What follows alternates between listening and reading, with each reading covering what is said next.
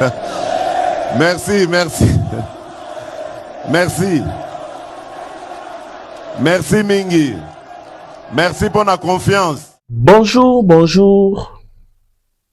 Bonsoir, bonsoir. Naba abonné na biso nyonso ya Mwana Koli Télévision. Bandeko balandi lelo nazali na esengo ya kokutana na bino pona kosoa na bino actualité politique ya maye nyonso ezali kolekana na mboka na biso RDC. Alors na Mwana Koli Télévision na banzu ete la deuxième émission na biso ya mokolo ya lelo tokolobela sur deux sujets. Au sujet ya liboso tokolobela sur bataille sur ba service ya renseignement oyo yo siko toro potana na Kigali. Mais déjà bonne nouvelle ezali que au moins 17 piliers ya ba service ya renseignement oyo yo yala ki géré na Kagame maintenant là ezala maboko ya RDC. Donc le président Félix azali très bien informé que Paul Kagame. Alors boyebi rôle oyoyo information ejuaka na guerre. Ikolika na skondeni. Parce que boyeba maintenant là si Paul Kagame alobaki bongo azwaki assurance ya nani. Et mutu rassuraki Paul Kagame tito koloba na bino awawa bauti kolimoje na niveau ya Maison Blanche. C'est un officier américain oyoyo asalelaki Kagame lobbying de sorte que administration américaine ba finansaka l'armée rwandaise. Quand tolobaki na bino mes chers compatriotes, bon continuer na ko s'abonner massivement na Mwana Koli Télévision. Kokata émission te landa émission tinasuka. Parce que na Mwana Koli Télévision nous appelons un système bouyana yako salaire mo banalisme sous politique vite fait. Moi repas moko boye pena ya vite fait ko calmer kanzala. Ya ba 20 minutes l'air moko ba 30 minutes ba 40 minutes. Nyonso wana eza e facilitera pena bato bazalaka na tente alanda pena moi information pena na temps mokuse mais à retenir quand même quelque chose en fait. Alors, vous s'abonner massivement, vous partager peu émission parce que déjà dès que tu annonces qui bino tout ça là système il y a deux émissions. Vous voyez un peu? Ba wa bandaki kolanda nga depuis kala ba o ba ebinga diana sangwa kongo to aki to za rapena na système wana. Il y a aussi la deux émissions mais par rapport à timing ba moi complication mususu ya misalara technique ndenge zalara et ayo ça to ba ki ko sala émission moko. Mais awa na Mwana Koli vraiment désormais to sala ra deux émissions. Donc na tongo déjà boza na direct. Alors direct déjà vu que tout d'ici non mis l'abonné yango ozomona yeto sala l'air moko direct à 40 direct à 50 minutes. Mais donc ceux qui déjà botondi 1000 donc retenez déjà que bo banda kozala na 1 heure pena ya direct. Na ba information bien filtrée, bien vérifiée, ba analyse politique moko pena ya kafu na ndenge moko ya osalamate. Alors n'hésitez pas, abonnez-vous massivement na Mwana Koli Télévision. Tobandi na sujet na biso ya liboso si bataille ya ba pays collaborateurs na ba service na bango ya renseignement. Mes chers compatriotes, na banzu ete mutu nyonso alandaki interview ya Kagame na Jeune Afrique Avant interview à Kagame, je crois, Bolanda interview à Hippolyte Kanambe. Alors, courage au Kagame Azwaki, il y a qu'au défier les États-Unis d'Amérique. Il y a que non, voilà. Ndenge zaliwa na nga na kolongola ba système ya défense na nga te na kati ya République démocratique du Congo. Makambo ba Congolais eza ba Congolais bango na bango bafanda basolola. Nga na ba système ya défense na kolongola ngo te. D'ailleurs, responsable ya M23 AFC eza nga te, eza Joseph Kabila. Alors Kabila yebisaki biso ke soki mutu à croire que nga nazali responsable to meneur de jeu ya ba M23 AFC, c'est que mutu wana azaki zengi, mutu wana azazuma. Donc ça veut dire soki bo comprendre Kabila alobaki na Kagame azaki zengi. Nani apusaki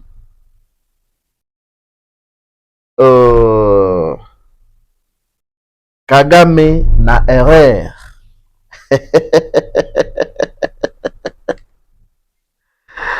Tolobaki na bino bo s'abonner massivement na Mwana Koli TV po bo rate pena elo te. Muto a induire Kagame na erreur ezali Monsieur Randy Georges. Qui est Randy Georges? Randy Georges azali 41e chef d'état-major général ya armée américaine. Randy Georges ali mutu oyo aidaki Paul Kagame mingi na temps ya Biden, na temps ya Barack Obama, parce que baza na ba influence ebele na ba congressiste traître oyo batala kananu ba intérêt na bango. Azali papa na bango à l'époque azalaka conseiller en matière ya sécurité ya Bill Clinton. Randy Georges azali parmi batu oyo ba jouer na influence na ndenge moko ya kosakana te na papa na bango pona kwa racheler Kagame coopération militaire entre l'armée américaine ainsi que l'armée rwandaise. Boye ba ete eza na ba élite ya armée rwandaise oyo bazalaki formé par les Américains. Ils en a plusieurs unités spéciales oyo ezalaki formées par les Américains. En quelque sorte, malheur est bon. Quand la guerre il y a Iran, Israël, na États-Unis, awawawa, nde baye ko découvrir que Monsieur Randy abandaki pena ko rendre, abandaki ko servir les États-Unis d'Amérique. Monsieur Randy Georges, au contraire, azalaki wana pona ba intérêt na ye moko personnel. Pas seulement abandaki compléter Paul Kagame, mais Randy azalaki pe moko ya batu oyo babandaki kopesa guide suprême ya Iran ba information na sur le marque ya ba avion ya ba missile oyo les États-Unis abandaki ko détenir. Mais babandaki ko sala yango en cachette sans que mutu ayeba, mais ba service ya espionnage américain suka baye ko détecter Monsieur Randy et azalaki limogé. Ba découvrir que non Monsieur Randy azalaki en contact permanent na Paul Kagame. Influence nini oyoyo Randy azalaki nango na guerre na nsima ya guerre ya République démocratique du Congo na Rwanda. Assurance nini oyo Monsieur Randy Georges apesaki na Paul Kagame? Selon plusieurs câbles, Randy alobaki na Kagame kobanga te Trump a bientôt là à kotika biso. Avant d'ailleurs babanda kolancer missile, neutralisaki un tireur de l'élite aux alentours ya bureau ya Trump na Maison Blanche. Nani asalaki ke akoma wana. À chaque fois soki Trump asali malaise, Randy azalaki informé. Donc eza na réseau na bango ya ba démocrate, donc ba millions babandaki ko frapper na RDC, ba monaki pena ke Trump ayi ko bebisela bango kop. Ça qui dit assurance. So botali, il y a de cela 2 jours, Barimer et ezalaki trop en fait, voire même Rwandais Moussousso Barilia qui en haut voilà ba sepeli Trump a Koufi, Trump a Beli. Donc nde alobaki siko na Kagame alobi kobanga te la messe déjà dite ndenge ezali wana Trump soki adaye biso toza majorité na Sénat, muto akojouer intérim eza bivins, mais c'est pour un temps to recompliquer ba calcul na bango et l'air ya ba élection boyeba ke no candidat na biso démocrate akoya wana et puis nyonso ekozala ekobandela zéro. Trump l'air ayo ki bon qui toi so katangwa. Alors, Kagame l'air ayo ki bongo aki pena rassuré akoma ki pena na confiance à lobby ah bon ezande bongo na esengo wana sikoyo na loba na loba biloba loba et place aza na minute oyo aza na kati ya ko regretter parce qu'il n'a pas compris comment abandaki ko collaborer na ba service ya renseignement selon Global Witness moko ya ba média ya investigation ya ba britannique. Kagame a perdu au moins 3 services de renseignement très efficaces ya ba anglais. Kagame a perdre contact na tout le service ya renseignement na ba filière na ngonyo surtout ya Israël. Parce que arrogance au Kagame abandaki kozala nango. Assurance oyo Kagame abandaki kozala nango yaki les États-Unis, l'Israël ainsi que la Grande-Bretagne. Parce que botala na niveau pena ya keno yemoko na Rwanda pena mukeloro la pena quel euro la gâteau ya mama poto abandaki ko espionner ba français. Bomoni niveau ya capacité ya espionnage au Kagame akomaki nango. Maintenant, il est surpris que le mieux informé actuellement Kolekaye Moutouazali ko contrôler au moins 17 services de renseignement au Ezaki Pena ya sûr.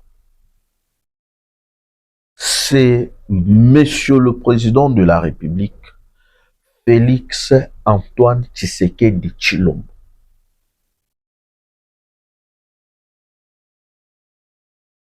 Donc, yé penako, ana ba renseignement nyonso sur Ouganda, sur Rwanda, moi mouke sur Burundi. Et Museveni abandaki ko comprendre te bango na Kagame. Et selon rapport, il y a New York Times récemment, va confirmer rôle oyoyo Ouganda a joué na chute ya Goma pe Bukavu. Parce que équipement et belé militaire ebandaki kolongwa na Rwanda ekoti Uganda eye na Bunagana. À partir de Bunagana, c'est comme ça que babandaki ko envahir Ruchuru, bakatisi na Masisi, bakena Nyirangongo, parce que leur objectif pour faciliter bango exportation ya minerai pillé na RDC et Sengela qui va contrôler Bukavu. Et la personne qui a aidé le Rwanda pour éliminer physiquement Chirimwami, parce que Chirimwami au babanda qui ko traité naye, et ya qui ko arrivé un certain temps à commaquer un peu naba méfiance, voilà qui maintenant ko calculer. Donc Uganda de ba format qui Rwanda que non voilà Chirimwami à Kesake. Na retour bobetaye. Kagame soit simbi mutu. Pour pas comprendre si que non, Kagame a perdre l'antenne, a perdre pena réseau 17 services et renseignements phares. Oyo yo pena yé ezaki lié na ye. Oyo agi na ba information nyonso pena ya est sans compter le traître au sein de l'armée congolaise, au babandaki kopé ça y a information. Kagame coopérait avec 17 services de renseignement. 4 services britanniques, 6 services israéliens, 7 services américains. Et na minute osikoyo batunyo surtout wana basali retirada. On va comprendre maintenant que Kagame ne contrôle plus rien. Ba américain batindeli pena représentant ya MONUSCO awa na Kisasa, un américain. On va comprendre qu'il a contrôlé rien. Avion oyo boloki pena ke no ba bombarder, ba frapper na ba drone ya FARDC parce que eloko robomba ezate. Avion oyo bouti kwa prendre ke no ba bombarder lobby dimanche. Oyo yaki na ravitaillement eye na Minembwe, eye na Sake, e kei Kigali ezuba matériel lisusu eye nango na eya nango siko na niveau liso ya Minembwe ba beti yango. Le chef d'état-major adjoint à Rwanda, Nakati Adaye, 25 militaires, il y a unité spéciale, il y a armée rwandaise, Bakufi Nakati. Et ça signe à Liboso pour comprendre que Kagame ne contrôle plus rien. Ah oui. Deuxième signe, Bozomon a récemment plusieurs retraits stratégiques, soi-disant, selon Kigali. Mais ça, un retrait stratégique, il y a armée rwandaise, non. Et ça dit que, bas système, il y a défense, oyo bachaki, pour être ceux qui se cognent et matiba frapper yango, bas système, wana ba détruire yango le sous. Et ndenge ezali wana ba service ezali ko travailler sur le système oyo bache na Bukavu na Goma. Et je crois ça peut prendre 2 à 3 semaines. Soki kaka esili musala ebandi wana na mezana no na ndenge na biso moko ba Congolais. Na ndenge na biso moko ba na ndenge na biso moko armée congolaise. Parce que ceux qui bo remarquer Bozomon a pena que non à niveau ya front mikolo yo maseke ezalité. Pourquoi maseke ezalité? Parce que sur le plan interne nanu Kagame ba traître yo abandaki ko compter sur bango bazali aux arrêts.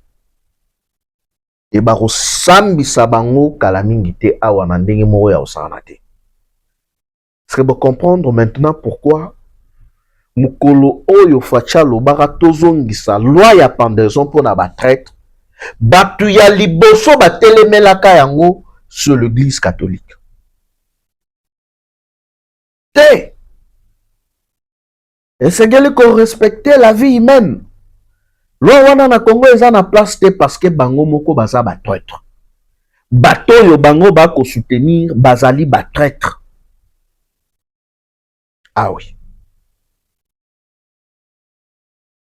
Et botala sikoyo depuis déclaration ya Paul Kagame.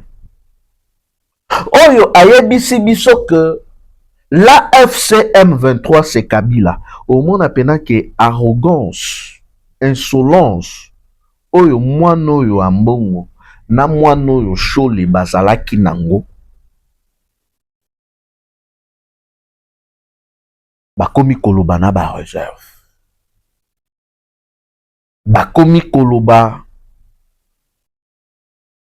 na vacuum pena ndenge babandaki koloba te.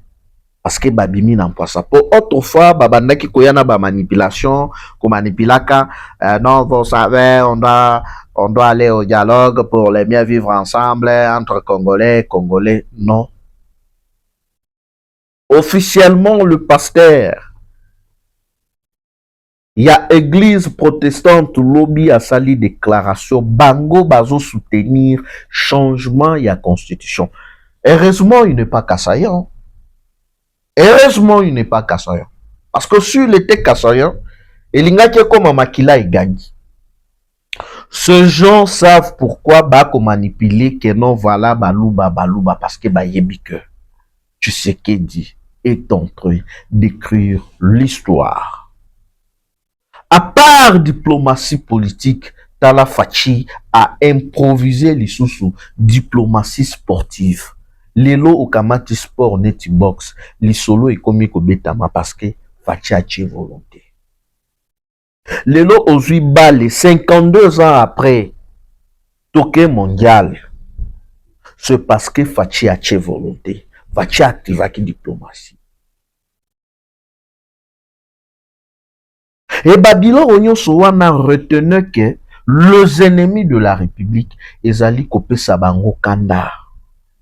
Ezali konyongi sabango.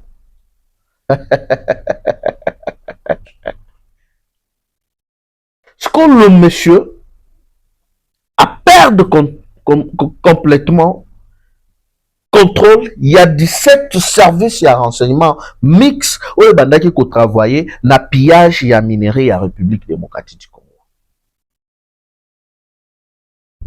Moko ya espoir na bango, le chef d'état-major général, il y a Pentagone, oh ya Enduraki Kagame na erreur que non, Zala calme bientôt la masolo, ezali bien dans 2 jours Kagame azo daye,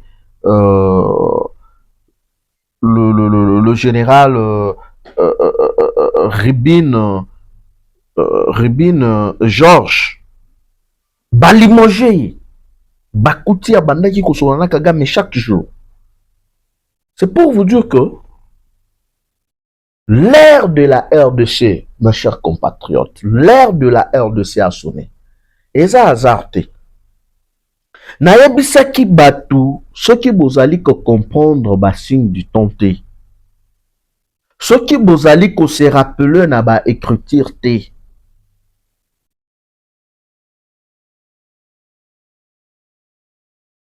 C'est que bozala manipuler.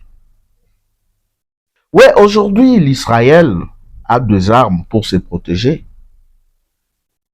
Nazo kabatu mususu bazoloba, mais pourquoi dire à Israël wana ko protéger bangote? Il faut faire très attention. Ne blaguez pas avec les Écritures.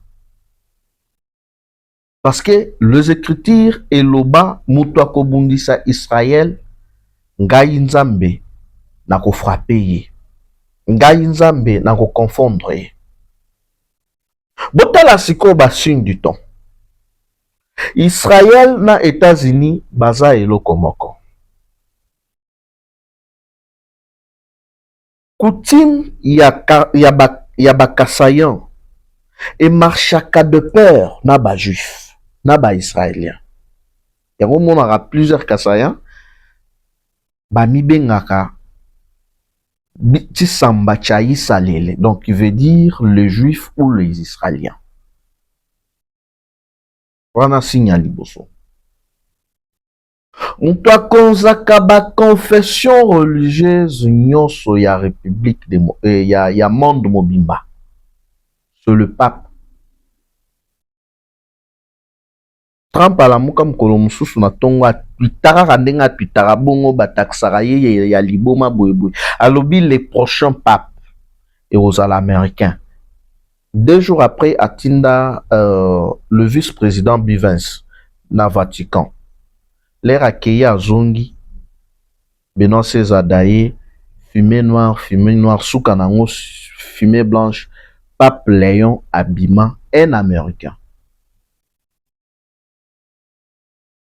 Et l'air natangi na histoire, originaire, il y a ville la Texas ou Californie ou Chicago, entre les 3 villes. Je vais essayer un peu de relire encore. Il semblerait Azanaba origine juive. Donc, Batusigo bako konza pena ba confession religieuse, bazali ko konza diplomatie mondiale. C'est le Vatican.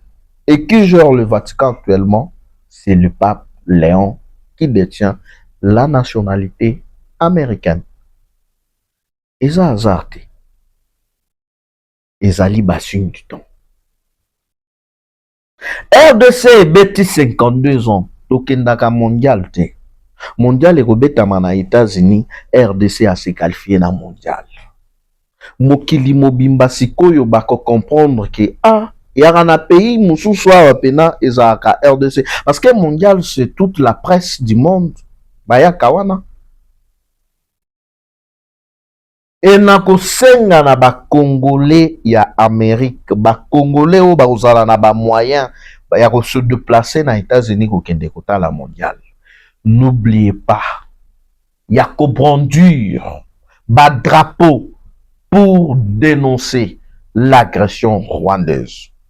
Nos joueurs au Balandakanga, n'oubliez pas de faire passer le message qu'on tue à l'Est. Mobiliser le monde, continuez à mobiliser le monde. Message Nabiso et continuez na koleka. Mokili mobimba ba comprendre le kuta ya Paul Kagame. Eza azarte, mes chers compatriotes. 42 ans après, Papa Yakana RDCT, avant Pape Aoutiko Koufa, Pape François. Depuis Léopold de Akina, 42 ans après, Pape François Aya. Nathan Nani Nathan Fachi. Na mes na ye aloba na mokili aloba. Bolongola makolo na bino, bolongola maboko na bino na RDC. RDC eza gâteau na bino ya anniversaire te. Soki boyoki te etali bino. Eza testament, eza message ou atindelaka déjà monde. Ça veut dire nabaye basambelaka makasi. Naba homme de Dieu, naba vrai analyste politique. Bako comprendre que hasard ezate oyo ezatan ya RDC. Bintou Keïta Ouazaki na nationalité rwandaise, mandat na ye esili. Aki guinéenne mais d'origine rwandaise. Trump atindi un américain, awa, ancien militaire, n'est représentant à MONUSCO. C'est pour bien coordonner maintenant ba service nyonso parce que nyonso tout ba crime nyonso oyo, ba massacre nyonso, ba minduki bandaki kokota na kati ya est de la République. MONUSCO azaki au courant. Maintenant, c'est un Américain qui est là.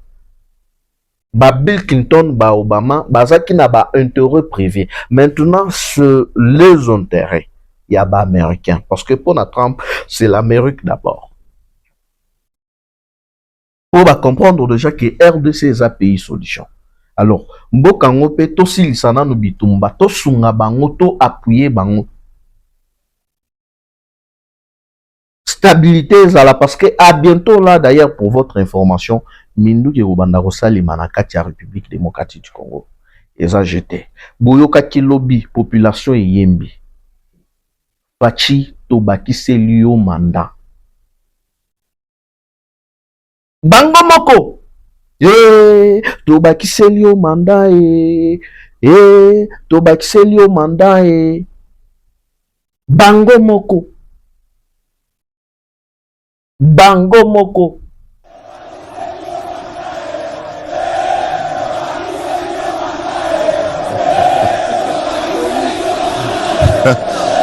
Merci, merci. Merci. Merci Mingi. Merci pour la confiance. bango moko Kagame adi ambwa kopal muto atindaki asala déclaration wana o a induire ye na erreur bengani ye na Maison Blanche. C'est pour vous dire que maintenant là les boss qui contrôlent les services de renseignement c'est le président Félix. Ezala na Rwanda, ezala na Uganda et bientôt la piolole robeta. L'air bon mon agitation wana ya ba soi-disant opposant ba yebi ke Tshisekedi azo koma histoire. Kosil sa guerre ya Est, ça veut dire population nyonso ya Est wana bango moko ba ozala wana neti ba défenseur à Tshisekedi. Tshisekedi a regagné li sous confiance makasi à part ko marquer histoire. Ba yebi yango parce que guerre eza na kati ya Kosila. Victoire eza na ngambo na biso mes chers compatriotes. Bo continuer na ko aimer pe ko liker ba émission na biso ko partager ko s'abonner massivement dans Mwana Koli Télévision. Donc bref mes chers compatriotes, na bataille à contrôle ya ba service de renseignement Facha Zali Komene Paul Kagame parce que 17 services de renseignement phares oye bandaki kosala Kagame azala oye facilita Kagame pillage à minerai pendant plusieurs années na Est de la République. Nous sommes siko Fachinda ko contrôler yango.